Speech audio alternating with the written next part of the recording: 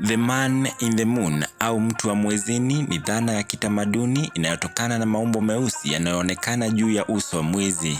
Maumbo haya ni tambarare kubwa za lava zilizoganda zinazoitwa maria, ambazo kwa macho ya binadamu huonekana kama sura ya uso wa mtu.